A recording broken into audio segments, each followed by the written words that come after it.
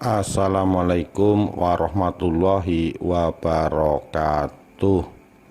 Rahayu Sagung Dumadi. Kesaktian pusaka Bende Mataram dan runtuhnya kerajaan Pajang.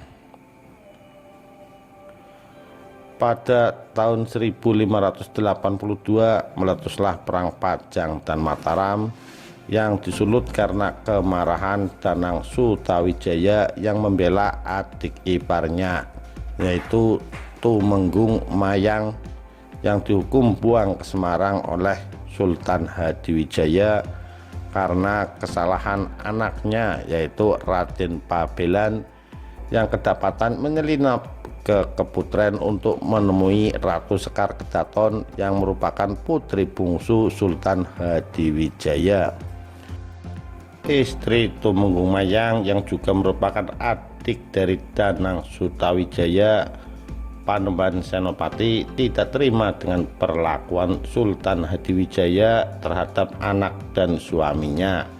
Kemudian dia meminta bantuan Sutawijaya untuk menyerang rombongan prajurit Pajang yang membawa suaminya.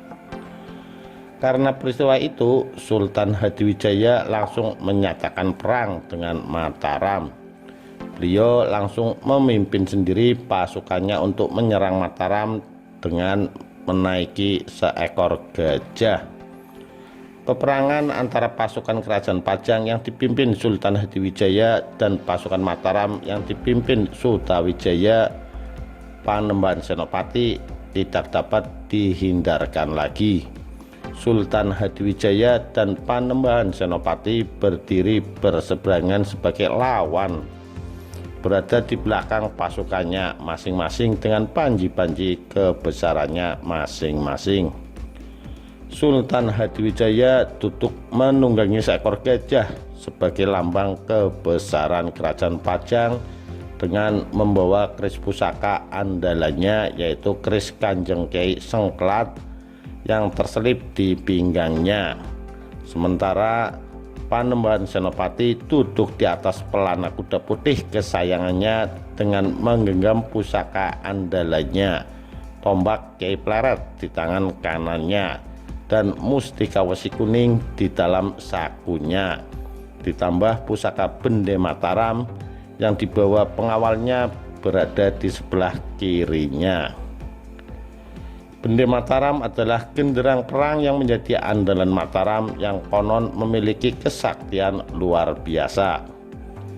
Bende Mataram merupakan pusaka andalan dalam setiap peperangan yang dapat meningkatkan semangat juang pasukan Mataram dan dapat melunturkan semangat juang serta keberanian lawan. Tetapi pasukan Pajang masih lebih tangguh dan lebih terlatih dari pasukan Mataram, sehingga sepanjang pertempuran itu pasukan Mataram sering keteteran dan banyak sekali korban berjatuhan di pihak Mataram. Bala bantuan prajurit dan orang-orang sakti terus berdatangan dari sekutu-sekutu Mataram, tetapi tetap saja mereka selalu terdesak dan korban terus berjatuhan meskipun Bende Mataram berkali-kali dibunyikan. Bende Mataram adalah pusaka milik Mataram yang konon memiliki kekuatan gaib untuk menaikkan mental dan semangat tempur pasukan Mataram, dan sekaligus untuk melemahkan semangat tempur dan mengacaukan konsentrasi lawan. Setiap kali bende pusaka tersebut ditabuh, maka semangat tempur pasukan Mataram kembali bangkit untuk terus menggempur pasukan Pajang yang menurun konsentrasinya. Para spiritualis Mataram di belakang barisan juga sejak awal tidak henti-hentinya membacakan doa dan mantra-mantra untuk membantu pasukan Mataram. Tapi Sultan Hadiwijaya bukanlah orang sembarangan. Beliau merupakan seorang raja yang sakti mandraguna dan memiliki banyak ilmu kesaktian tingkat tinggi. Melihat konsentrasi pasukannya yang buyar akibat pengaruh kekuatan gaib Bende Mataram, maka Sultan Hadiwijaya segera menggunakan kesaktiannya untuk menetralisir pengaruh gaib Bende Mataram dan ilmu gaib dari orang-orang sakti pendukung Mataram. Pengaruh gaib di Mataram dan ilmu gaib dari para spiritualis Mataram hampir tidak berarti setelah Sultan Hadiwijaya menetralisirnya. Peperangan terus berlangsung dan pasukan Pajang yang memang lebih tangguh dapat selalu menekan pasukan Mataram sehingga korban terus berjatuhan di pihak Mataram.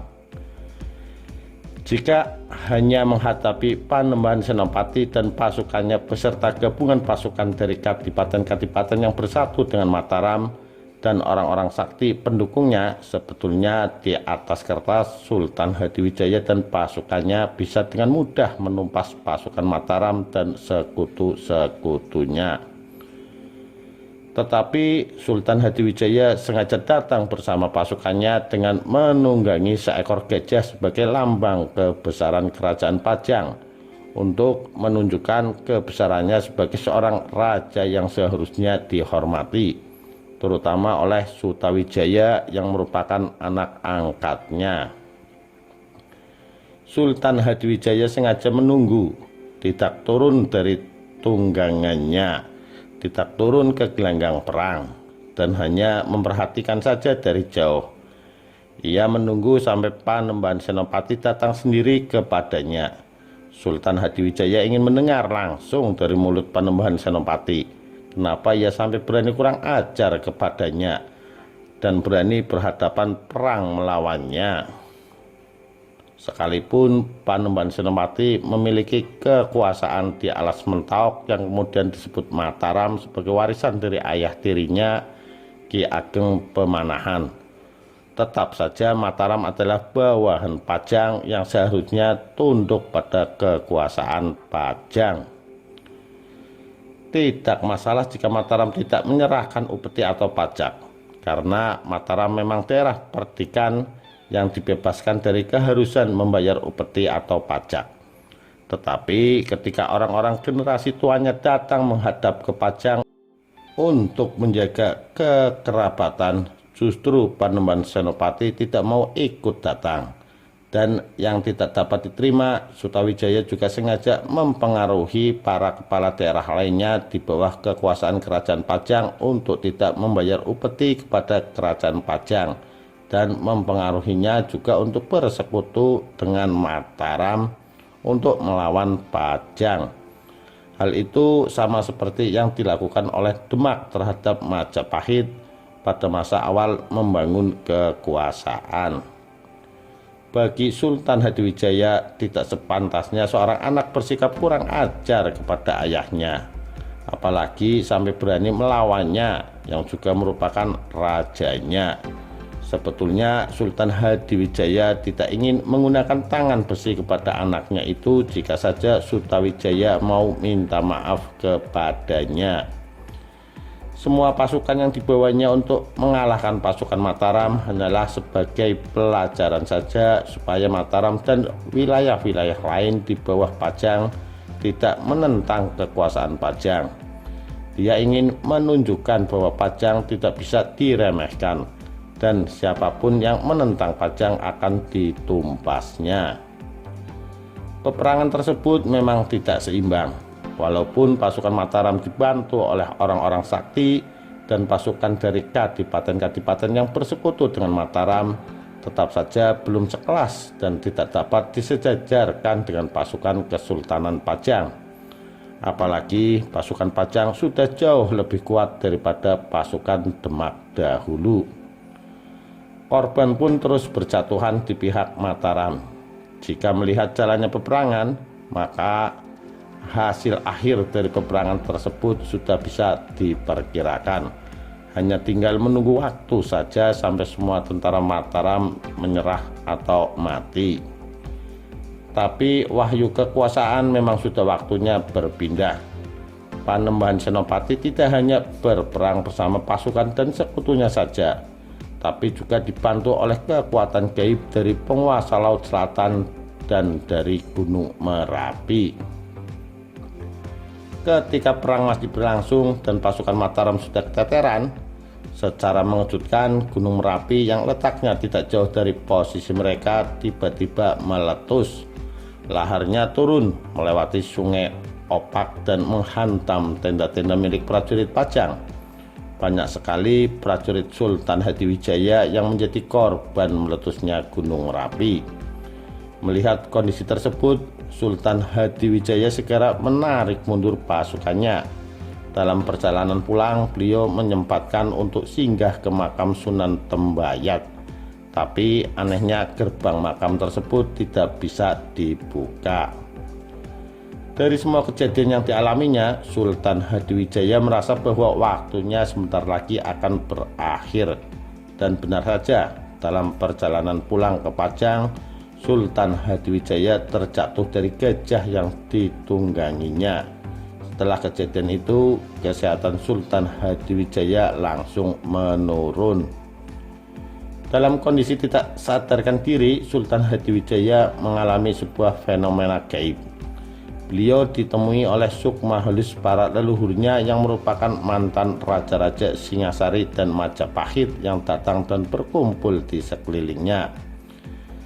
Sri Rajasa Kertanegara, Raden Wijaya beserta istri-istrinya, Ratu Tribuana Tunggadewi dan adik-adiknya, serta pembesar-pembesar dan para bangsawan yang setia kepada Singasari dan Majapahit. Mereka bersama-sama datang kepadanya. Ratu Tribuana Tunggadewi dengan lembut berkata kepada Sultan Hadiwijaya, "Tidak usah dilanjutkan ambisimu menjadi penguasa tanah Jawa. Sudah cukup kiranya kamu menjadi penerus kami, menjadi pamungkas raja-raja dari Trah, Singasari, dan Majapahit. Mulai hari ini juga wahyu raja yang ada padamu sudah akan pergi kembali kepada yang memberi wahyu. Biarkan saja Mataram dengan Panembahan Senopatinya itu.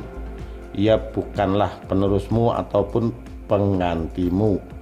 Kerajaannya hanyalah transisi saja sebelum tanah Jawa masuk ke dalam zaman yang baru, zaman yang penuh dengan kesusahan dan penderitaan. Tanah Jawa akan masuk ke dalam zaman baru, zaman yang penuh dengan kesusahan dan penderitaan, dan tidak ada satupun Raja Jawa sesudah kamu yang akan dapat melindungi tanah Jawa dan rakyatnya pada zaman itu. Penguasa tanah Jawa yang sesungguhnya akan datang dari seberang. Kejayaan tanah Jawa sudah berakhir. Tidak akan ada lagi panji-panji kebesaran yang akan dikibarkan, karena tanah Jawa akan menjadi jajahan orang-orang dari seberang. Kebesaran tanah Jawa akan menjadi rampasan perang. Tak ada lagi yang akan tersisa. Kebesaran tanah Jawa sudah habis. Bahkan kebanggaan sebagai orang Jawa pun tidak akan ada lagi. Tetapi akan ada masanya nanti tanah Jawa akan bangkit kembali. Batas-batas Singasari, Majapahit akan dipulihkan lagi, dipimpin oleh raja-raja keturunan kami.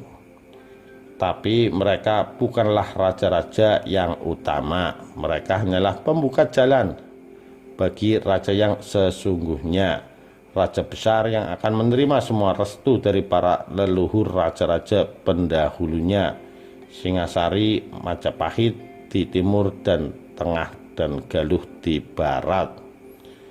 Ia adalah raja manusia, ia juga raja kami dan semua makhluk halus. Pusaka-pusaka tanah Jawa dan pusaka-pusaka dewa akan diwariskan kepadanya. Ia akan datang sesudah bumi porak-poranda. Itulah tanda kebesarannya. Ia tidak butuh tentara karena ia sendiri bisa memporak-porandakan dunia. Kami sedih menyampaikan ini kepadamu. Kami tahu kamu sangat menghormati kami leluhurmu dan ingin kejayaan Majapahit kembali berkibar. Tetapi sudah tiba waktunya bahwa tanah Jawa akan menerima karma dan hukuman karena keburukan perbuatan dan moral mereka sendiri. Tetapi pada waktunya nanti kamu juga akan berbangga karena dia raja yang akan datang itu adalah bagian dari kita, keluarga kita.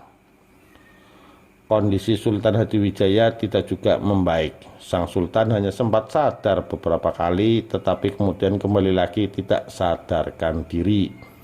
Panembahan Senopati yang dikabari tentang kondisi ayah angkatnya itu datang untuk menjenguknya, tetapi tidak masuk menemuinya. Dan selama ia berada di Pajang, ayah angkatnya itu tetap tidak sadarkan diri. Ketika suatu saat Sultan Hadiwijaya sadar dan dapat berkomunikasi, beliau menyampaikan pesan terakhirnya kepada anak-anaknya. Dipesankannya supaya anak-anaknya tidak memperebutkan kekuasaan. Juga jangan ada pertentangan antara Pajang dengan Mataram. Biarlah Pajang dan Mataram hidup sendiri-sendiri. Mereka juga harus hidup rukun satu dengan lainnya.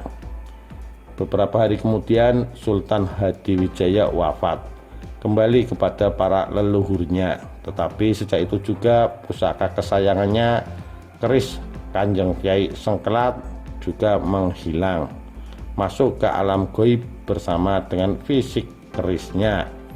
Jadi yang masih ada sekarang ini hanyalah keris-keris Sengkelat tiruan atau turunannya saja. Setelah Sultan Hadiwijaya wafat tahun 1582, Sutawijaya mengangkat diri sebagai Raja Mataram dengan gelar Panembahan Senopati ing Alogo. Pajang kemudian dijadikan sebagai salah satu wilayah bagian dari Mataram yang beribu kota di Kota Gede. Panembahan Senopati bertahta sampai wafat pada tahun 1601. Selama masa kekuasaannya bisa dikatakan Kerajaan Mataram terus-menerus berperang untuk memperluas kekuasaan. Dari mulai Kesultanan Demak, Ponorogo, Pasuruan, Kediri, Surabaya, bahkan sampai wilayah Cirebon juga berada di bawah pengaruh Mataram. Setelah wafat, Panembahan Senopati kemudian digantikan oleh putranya, yaitu Mas Jolang yang bertahta dari tahun 1601 sampai 1613.